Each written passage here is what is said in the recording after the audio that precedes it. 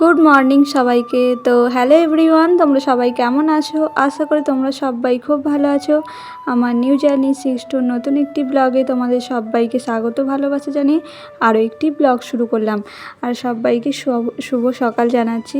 তো আজ হচ্ছে কামিকা একাদশী, আর কামিকা একাদশীতে আমি সকাল সকাল স্নানও করে নিয়েছি। এখন মোটামুটি ঘড়িতে কটা বাজবে বলো তো? ওই 7:30 কি 8টা এরকম হবে। তো ঘুম থেকে উঠে বিছানাটা গুছিয়ে নিয়েছিলাম। বিছানাটা গোছানোর পর একবারেই চলে গিয়েছিলাম স্নানটা করতে। আর স্নানটা করে এসে তারপরে একটু মুখে ক্রিম দিলাম আর চুলটা আঁচড়ে নিচ্ছি। আর তারপরে চলে যাব, একটু কাজ করব। তারপরে আজকে একাদশীর প্রসাদ বানাবো। আর আজকে একাদশীর প্রসাদে একটা নতুন জিনিস তৈরি করব আর তোমাদের সাথেও শেয়ার করব। আর এদিকে দেখো মা সবজিগুলোকে বললাম কাটতে মাকে, তো মা আলুগুলো কেটেছে আর এদিকে কাঁচকলাগুলো কেটে রেখেছে। আর ওদিকে আছে কাঁচা লঙ্কার। এদিকে নিয়ে আসা হয়েছিল বাদাম, কলা আর শসা। আর ফলের মধ্যে আজকে ছিল আপেল, ছিল নাশপাতি ছিল। তো আমি প্রথমে এই ফলগুলোকে আগে গুছিয়ে নেবো। তো আমাদের এই সামনেই ফল এখন বিক্রি হচ্ছে, এখন আর অসুবিধা হচ্ছে না ফলটা কিনতে। আগে খুবই অসুবিধা হতো এই একাদশীর দিনে ফল কিনতে যেতে। তো বাজারে তো সবসময় যাওয়া সম্ভব হয়ে ওঠে না। তো এখানে ওই শসাটা কি কলাটাই বেশিরভাগ পাওয়া যায়, কিন্তু আলাদা এই যে আদার্স ফলগুলো সেগুলো সবসময় পাওয়া যায় না, বাজারে গেলেই পাওয়া যায়। তো আজকে এখানে আমাদের সামনে বিক্রি হচ্ছিলো বলে তো খুবই উপকার হয়েছে। আর আমি দেখো একটা আজকে বললাম না নতুন রেসিপি বানাবো, তো হচ্ছে আজকে বানাবো হচ্ছে সাবুর রুটি। তো প্রথমে সাবুগুলোকে একটু গরম করে নিলাম। আর গরম করার পর ঢেলে নিয়েছি, একটু হালকা মোটামুটি ঠান্ডা হয়ে যায়। আর ঠান্ডা হয়ে যাওয়ার পর তারপর মিক্সিতে ভালো করে পেস্ট করে নেবো। আর এই মিক্সিতে পেস্ট করতে কিন্তু অনেকটাই টাইম লেগেছে, অনেকক্ষণই লেগেছে। মানে আমি তো প্রথমবার করছি, তো প্রথমে দেখছি যে গুঁড়ো গুঁড়ো মোটামুটি অনেকক্ষণ ধরেই করছি, তাও হচ্ছে না। একটা জিনিসকে মনে হয় 7-8 বার করার পর তবে মিহি হয়েছে, তাও পুরোপুরি মিহি হয়নি। তো মাকে বলেছিল যে যাদের, আমাদের তো এটা মিক্সিটা নয়, এটা নিরামিষ মিক্সার। তো নিরামিষ মিক্সার আমাদের এখানে একজনেরই আছে, তো ওখান থেকে নিয়ে এসেছিলো মা ওদের বাড়ি থেকে। আর ওরাই বলে দিয়েছিলো যে মানে একটু চেলে নিতে, তাহলে সেই গুঁড়ি যেমন হয় চালের গুঁড়ি সেরকম টাইপের তো দেখতে হবে। তো তারপর মাকে বললাম যে তুমি তাহলে সাবুটাকে একটু সাবুটাকে একটু চেলে নিতে ওই ছাঁকনি দিয়ে।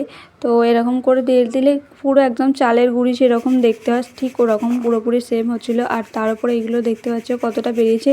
এগুলোকে আমি মনে হয় 3-4 বার করে পেস্ট করেছি, তাও হয়নি। আর যেটা পড়েছিল সেটাকে বানাবো পকোড়া।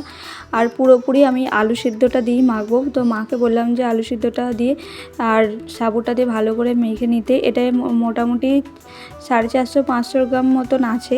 তো আমরা 3 জনে তো প্রসাদ পাবো, তো এই জন্য আমাদের একটু বেশি বেশি লাগবে, তাও অতটা বেশি নয়, এবেলার মতন তো হয়ে যাবে। আর প্রথমেই আলুগুলো খুব গরম ছিল, আমি তো আলুগুলো আগে সিদ্ধ বসিয়ে দিয়েছিলাম। তো সিদ্ধ বসানোর পর এগুলোকে ভালো করে মেখে নিচ্ছি। আর এতে যদি তুমি জলটা দাও না, জলটা দিলে এর আঠালো ভাবটা কমে যায়। আর তারপর আমি এদিকে বসিয়ে দিয়েছিলাম বাদামগুলো ভাজবো।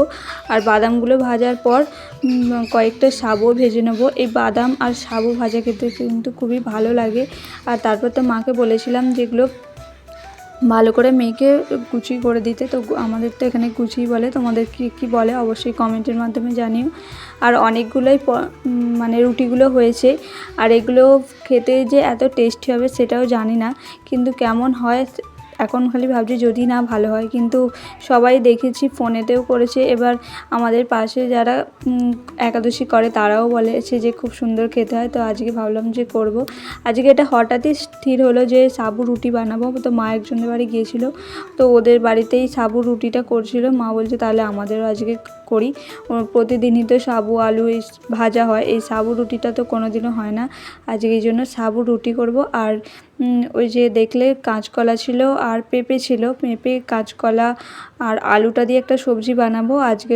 ওইগুলো দিয়ে প্রসাদ পাওয়া হবে। তো ভগবানকে নতুন কিছু ভোগ লাগাতেও দেখবে বেশি ভালোই লাগে। আর এদিকে দেখো মা সব গুছিগুলো করে নিয়েছে।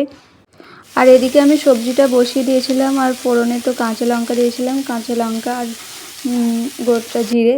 তো জিরে দিয়ে ওটা ফোড়নে দিয়ে ভালো করে সবজিগুলোকে ভেজে আর তারপর জল দিয়ে দেবো। তো আর তারপর তো নেবো সন্দক লবণ, তো এগুলো দিয়েই হবে। আর আলুটা একটু পরে দেবো, কেন বলো তো, আগে আলুটা সিদ্ধ করে নিয়েছি তো এই জন্য আলুটা এখন দিইনি। আর এখন দিয়ে দিলে একদমই পুরোপুরি গলে যাবে, আর যখন ওই সবজিগুলো মানে হালকা হালকা সিদ্ধ হয়ে যাবে তখনই আলুটা দেবো, ওই জন্য দিইনি। আর মাকে এগুলো বেলছে, গুজিগুলো বেলছে। তো সাবুর রুটি বা লুচি যাই বলো একটু ফেটে ফেটে যায়, তো এটাকে ভালো শেপ দেওয়ার জন্য একটা বাটি ইউজ করব। তো বাটিটা দিয়ে শেপ করলে বেশ সুন্দর সুন্দর দেখতে হয়, আর অনেকটা বেশ ভালোও লাগে। আমি ট্রাই করছিলাম, আমি অতটা ভালো পারিনি, তো মাকে বললাম তুমি করতে, মাই করছে, আর দেখবে কি সুন্দর হয়ে যাবে, খুব ভালো লাগছে। আর নতুন কিছু বানাতে তো সবারই ভালোই লাগে, আর এই জিনিসটা আমরা নতুন বানাচ্ছি। আর আমাদের জানো তো মানে ঠাকুরের বা নিরামিষ বেলুন চাকতি নেই, তো ওই ডিশ ব্যবহার করেছি। আর ওই যে বেলুনটা হচ্ছে আমাদের বড় বড় যে মোটা মোটা কাঠগুলো, কঞ্চিগুলো, সেটা দিয়ে ব্যবহার করেছি, বেশ ভালো হয়েছে। আর আজকে এতটা পরিমাণে কড়াটা পুড়েছে তোমাদেরকে কি বলবো, খুব পুড়ে গেছে। তো আমি এতগুলো আমার মোটামুটি রুটি করাই হয়ে গেছে, আর তারপরে কয়েকটা রুটি করব, খুব সুন্দর ফুলছিল, তো খুব ভালো লাগছিল।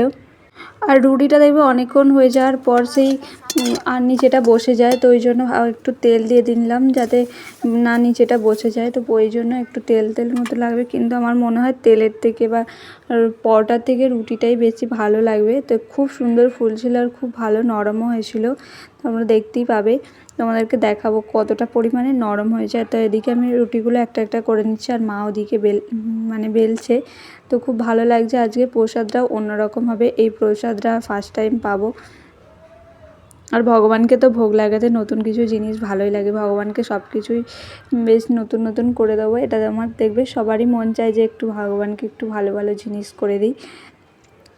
ভগবানের চেয়ে আমাদেরও প্রসাদ পাওয়া হয়ে যায়, ভগবানের জন্য করা মানে আমরা একটু প্রসাদ পেতে পারবো। আর দেখবে ভগবানের ভোগের প্রসাদে একটা আলাদাই লোভ আছে, একটা যেন মানে ভগবানের প্রসাদ মানেই একটা লোভনীয় ব্যাপার। তো আমার তো খুব ভালো লাগে ভগবানের প্রসাদ পেতে। তো কার কার ভগবানের প্রসাদ পেতে ভালো লাগে বলো তো? আশা করি সববারই ভগবানের প্রসাদ পেতে খুব ভালো লাগে। আমার আসলে কোথাও গেলে মনে হয় কি ভগবানের প্রসাদ পাবো, আর ভগবানের প্রসাদ পাওয়া মানে স্বয়ং ভগবান। আর এদিকেও আমি অল্প অল্প জাল দিয়ে দিচ্ছি, প্রথমের দিকে জালটা একটু বেশিই পড়ে গেছে, এই জন্য কড়াটাও একটু কালো কালো মতন হয়ে গেছে। আর এই কড়া মাজতে খুব দেরি হয়, তো আমি অতটা কড়া মাজবো না, মাই কড়াটা মাজে। তো আগের দিনে মা বলছিল, আগের দিনেও কড়াটা খুব বেশি পরিমাণে পুড়ে গেছিলো, তো মায়ের কড়াটা মাজতে তো খুব কষ্ট হয়ে গেছে। আর আজকেও কড়াটার আমি অবস্থা খারাপ করে ফেলেছি, কেন জানি না, এবারে দুবারে হয়েছে, নাহলে অতটাও হয় না। তো খুব বড় বড় ক্রিয়েটারদের সাথে একবার দেখা করলে তোমার চ্যানেলের একটা চ্যানেলের ভিডিও ভিউজ ভালো হয়, কিন্তু প্রত্যেকটা কি তোমার চ্যানেলের ভিউজ ভালো হবে? তার জন্য তো তোমার ট্যালেন্টটা তোমাকেই দেখাতে হবে না।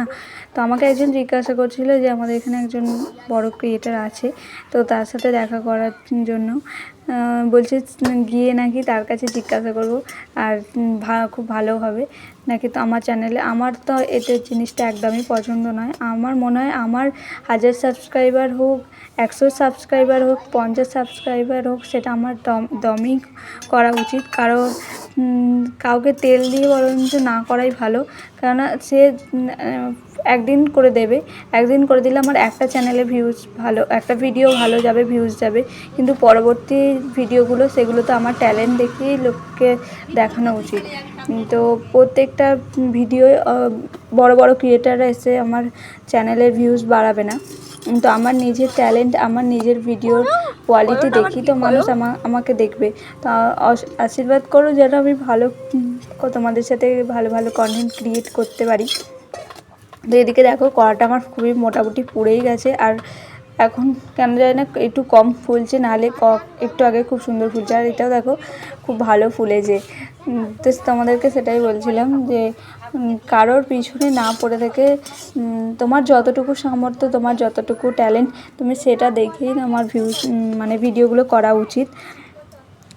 তো তোমাদের সাথে কথা বলতে বলতে আমার এদিকে রুটিগুলো মোটামুটি প্রায় হয়েই গেছে, আর কয়েকটা রুটি হলেই হয়ে যাবে। তো আর তারপরে পকোড়াগুলো মা ভাজবে, ওগুলো আর আমি আর ভাজবো না। এদিকে অনেকটাই বেলা হয়ে গেছে, মোটামুটি 12:30 হ্যাঁ 12টা 12:30 মোটামুটি বাজবে। আর মাকে বললাম পকোড়াগুলো করতে, আর আমি এদিকে ভোগের থালাটা সাজাবো, ভগবানের ভোগের থালা। ফলগুলো আমান্য করে নিচ্ছি। আর আজকে আমি অনেক মানে ভুল করে ফেলেছি, মানে একটা যে দিতে ভুলে গেছি, তো মা খুব রাগারাগি করছিলো। তারপরে মা লাস্টে আবার দিয়ে দিল। আর এদিকে আমি শসা, নাশপাতি আর আপেলটা মানে আমান্য করে নিচ্ছিলাম। বারবার বলে ফেলছি কেটে, এটা কেটে বলতে নেই, ভগবানের জিনিস সবসময় আমান্যই বলতে হয়। এটা আমাদের মাতাজি খুব শিখিয়েছে যে আমাদের কি আমাদের নয়, বৈষ্ণবদের অনেক কথা বলা যায় না। যেমন এই আমান্য, তরকারিটাকে ওরা তরকারি বলে না, রসা বলে, এরকম অনেক কথা আছে। তো আমাদের বাড়িতে নামহট্টার ক্লাস হয়, তো ওখান থেকে অনেক কিছুই জানতে পারি। তো মাতাজি এগুলো বলে, তো তোমাদের সাথে একটু শেয়ার করলাম।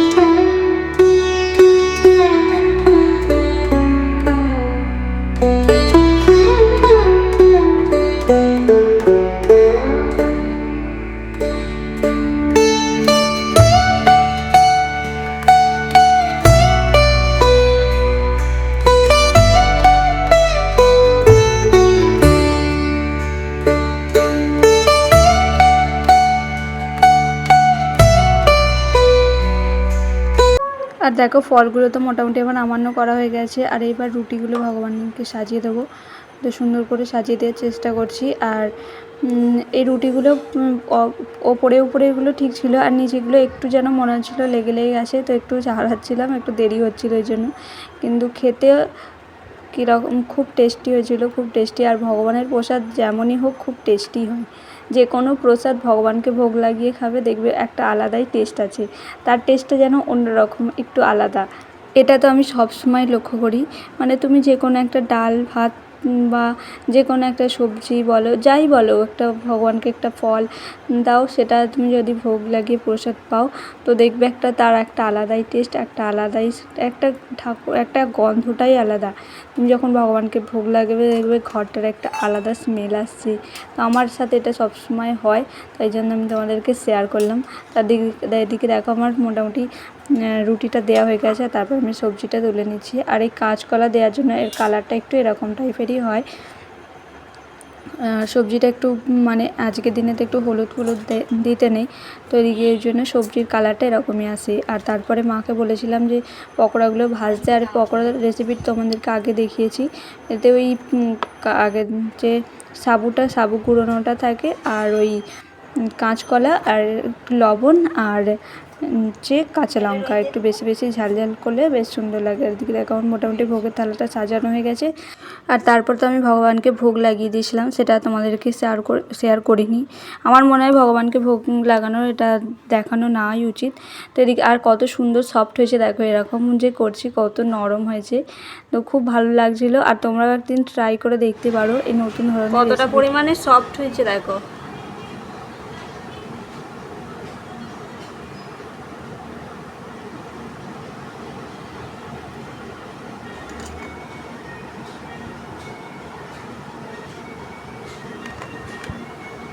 আর অনেকক্ষণ পর তারপর চলে এসেছিলাম প্রসাদটা নিতে।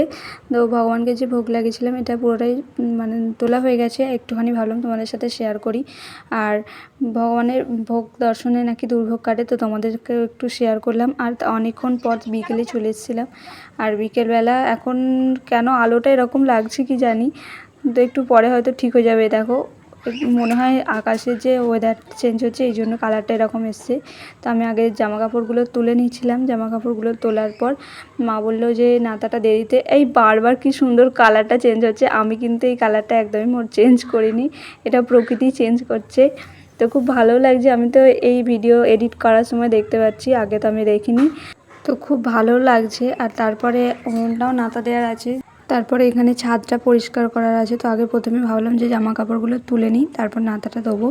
তো তারপরে চলে গিয়েছিলাম নাতাটা দিতে, আর ওই জন্য বালতিটা নিয়ে চলে গেলাম। দেখতে পেলে ওটা আগে নাতা দেবো আর তারপরে গাছে জল দেওয়ার আছে, তো আমি আগে নাতাটা দিয়ে দিই। আর ওপরটা উনুনটার ওপরটাই শুধু নাতা দেবো, আর বাইরেটা আর দেবো না, মা অন্য সময় দেবে কোন, আমি শুধু নাতাটা দিয়ে দিই, দিয়ে আর গাছে জল দিয়ে দেবো আর এখানটা একটু ঝাড় দিয়ে দেবো, তাহলেই হবে। আর সুন্দর করে আমি মোটামুটি দেখো নাতাটা দিয়ে দিয়েছি। আর আজকের আকাশের মানে ব্যাপক লাগছিলো, খুব সুন্দর লাগছিলো দেখতে। আর ওদিক থেকে আকাশটা আরও সুন্দর কালারটা আসছিলো লাল লাল, আর মেঘও করেছে, আবার আকাশটা খুব ভালো লাগছে। তারপর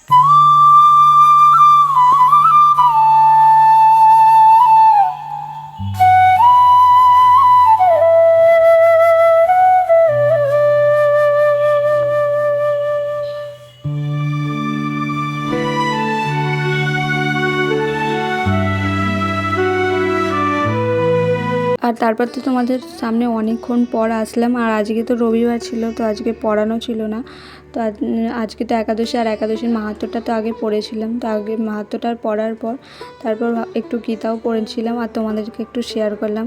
আর গীতার কে কে পড়ো অবশ্যই কমেন্ট করে জানিও। তো আমার সবসময় পড়া হয় না, তো একবার পড়া হয় দেখি, আর তোমাদেরকে জন্য শেয়ার করছিলাম। আর ভগবানের ছবি দেখাতে দেখাতেই আজকে ভিডিওটা শেষ করছি। তো আজকের ভিডিওটা কেমন লাগলো অবশ্যই জানিও। ভিডিওটা ভালো লাগলে লাইক, কমেন্ট অ্যান্ড সাবস্ক্রাইব করে দিও। দেখা হচ্ছে পরবর্তী ভিডিওর সাথে, ততক্ষণ সবাই সুস্থ থেকো, ভালো থেকো, টাটা। ত্র্যম্বকং যজামহে সুগন্ধিম পুষ্টি।